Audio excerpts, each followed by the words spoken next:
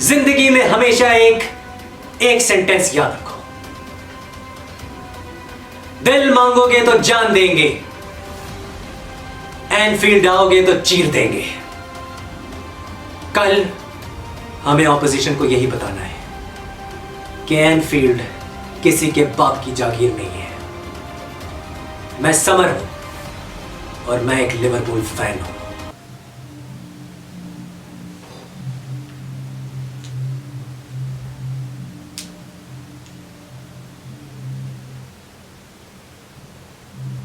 स्वाद है सोनिया।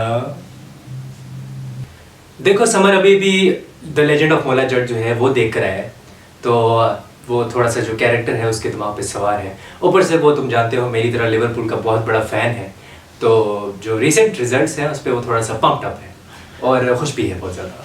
लेकिन आज मैं लिवरपूल के बारे में बिल्कुल बात नहीं करने आया। आज हम बात करने आए हैं मैनचेस्टर यूनाइटेड के बारे में। एक बहुत ही थंपिंग विक्ट्री, एक बहुत ही कहना चाहिए कि डिमोलिशन किया टॉटनहम हॉटस्पर का, और एक डोमिनेटिंग विक्ट्री। लेकिन वो विक्ट्री थोड़ी सी ओवरशैडो हो गई। वो इसलिए क्योंकि 89वें मिनट पे एक ऐसा वाकया हुआ कि हमने देखा कि एक लेजेंडरी आदमी, एक ऐसा आदमी जिसने बहुत कुछ उखाड़ा है अपनी ज़िंदगी में, एक ऐसा आदमी जिसके most of us 90% football fans जो हैं ऑन द प्लेनेट वो उसकी प्रोफेशनलिज्म की और उसकी क्या कहना चाहिए footballing ability on the pitch के एक ज़माने में फ़ैन हुआ करते थे। लेकिन अब जो वो हरकतें कर रहा है वो थोड़ा सा क्लब को भी टार्निश कर रही है और थोड़ा सा उसके जो टीममेट्स हैं और जो मैनेजर है उसको भी थोड़ा सा टार्निश कर रही है। मैं बात कर रहा हूँ the one and only Cristiano Ronaldo की। ये जो स्टेप था और ये जो भी इसने किया 89वें मिनट पे, ये क्या करने की ज़रूरत थी? मेरा सवाल ये है, because this is confusing me as a football fan and I'm also a Ronaldo fan, don't get me wrong, I love Messi and I love Ronaldo। अगर एक ना होता तो वो जो दूसरा था वो कभी भी उस लेवल पे ना पहुंच पाता जिस लेवल पे, एलीट लेवल पे, जो एक एलियन वाला लेवल है उस पे वो पहुंचे। मैं इन दोनों को इंसान नहीं मानता, मैं ये समझता हूँ कि ये दोनों एलियंस थे। Respect to these both of them. But जिस तरह का क्रिस्टियानो रोनाल्डो ने जो उसका बिहेवियर था और जिस तरह से वो गया है, that was absolutely like spoiled brat. उस तरह का बिहेवियर था and he acted like a total narcissist वाला ये बिहेवियर था। और मैंने ये क्रिस्टियानो रोनाल्डो से एक्सपेक्ट नहीं किया था। मैं अब खुद as a Cristiano Ronaldo fan नहीं डिफेंड कर सकता क्रिस्टियानो को, बिकॉज मुझे ऐसा फील हो रहा है कि आहिस्ता आहिस्ता वो जो मैनचेस्टर यूनाइटेड किया एक अच्छा ड्रेसिंग रूम एनवायरनमेंट बनता जा रहा है। एरिक टेन हाग is a true statesman and he is really managing well that club, और जो ईथस ऑफ द क्लब है उसको वो ट्रांसलेट करता है, उसको ट्रांसेंड करता है। And I think that manager is made for the club. और जब वो आया था, मैंने मेरी पिछली वीडियोज़ उठा के देख लो, मैंने यही कहा था कि यहाँ से मैनचेस्टर यूनाइटेड सिर्फ इम्प्रूवमेंट की तरफ जाएगी। लेकिन जो रोनाल्डो जिस तरह की टॉक्सिक फिज़ा पैदा कर रहा है, अपना जो एक स्पॉइल्ड ब्रैट वाला बिहेवियर है उसकी वजह से मुझे लग रहा है कि रोनाल्डो का ये जो है ये एक एंड होने वाला है। This is the end. और मैं जानता हूँ हर प्लेयर का एंड आता है, हर इंसान का बल्कि एंड आता है, लेकिन मैं ये नहीं चाहता था कि क्रिस्टियानो रोनाल्डो का जो एंड है वो इस तरह हो। This is a really sad and by the way, अगर इस तरह से एंड होता है सब कुछ।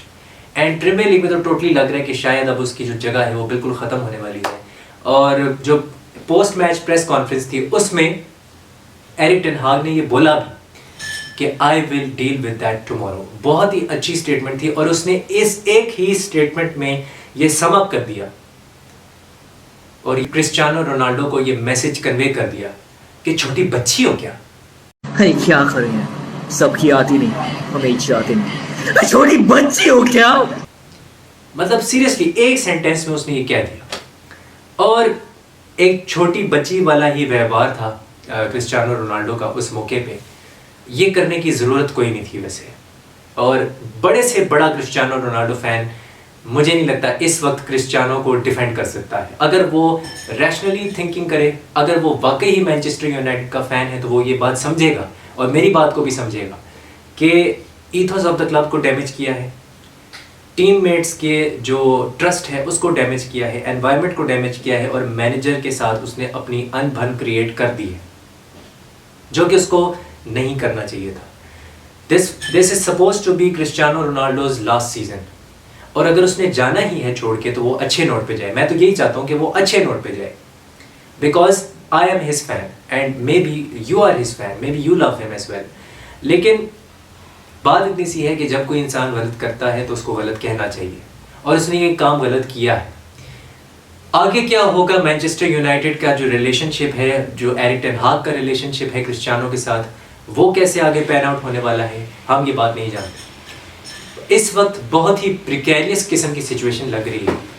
मैं ये समझता हूँ कि क्रिस्टियानो रोनाल्डो को थोड़ी सी और मेजोरिटी यहाँ पे दिखानी चाहिए थी, और उसको जिस डगर पे मैनचेस्टर यूनाइटेड इस वक्त चल पड़ी है, जिस रास्ते पे मैनचेस्टर यूनाइटेड चल पड़ी है, वो सही ट्रैक है, और वो ट्रैक जो है वो जा रहा है ग्लोरी की तरफ। उसको चाहिए था कि इस ग्लोरी के सफ़र में वो कोशिश करता, क्योंकि मैनचेस्टर यूनाइटेड फैंस अक्सर कहते हैं कि ग्लोरी ग्लोरी मैन यूनाइटेड, वो इस सफ़र में अपनी अलग से एक कंट्रीब्यूशन करता, ऑफ द फील्ड कंट्रीब्यूशन करता प्रोफेशनलिज्म के साथ, और अपनी एक नई लेगेसी क्रिएट करता इस सेकंड स्पेल में जो कि मैनचेस्टर यूनाइटेड का उसका है। But I am sorry to say he is killing his legacy and he is tarnishing his legacy in Manchester United, और वो खुद अपने पैरों पे कुल्हाड़ी मार रहा है, वो खुद इस तरह का बिहेवियर करके, मुझे दुख होता है ये कह के, लेकिन वो खुद ये करके जो है अपना जो करियर है उसको एक बहुत ही सैड नोट पे ख़त्म करने वाला है, और टू सम एक्सटेंट उसको उसके ऊपर एक बहुत ही बड़ा दाग जो है वो छोड़ के जाने वाला है। वो एक फिल्म आई थी, बल्कि गाना था शायद, लागा चुनरी में दाग छुपाऊं कैसे, तो वो जो एक दाग लग गया चुनरी में, तो वो उसको छुपाना मुश्किल हो जाएगा क्रिस्टियानो के लिए। मैनचेस्टर यूनाइटेड की बेहतरीन परफॉर्मेंस थी, लेकिन अनफॉर्चुनेटली सारी हेडलाइंस जो थी वो क्रिस्टियानो ले गया।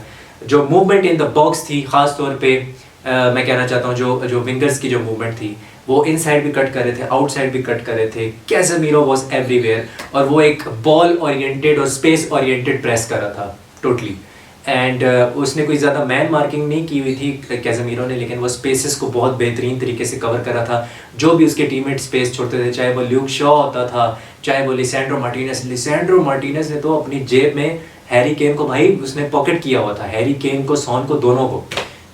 Phenomenal performance and what a signing Lisandro Martinez is.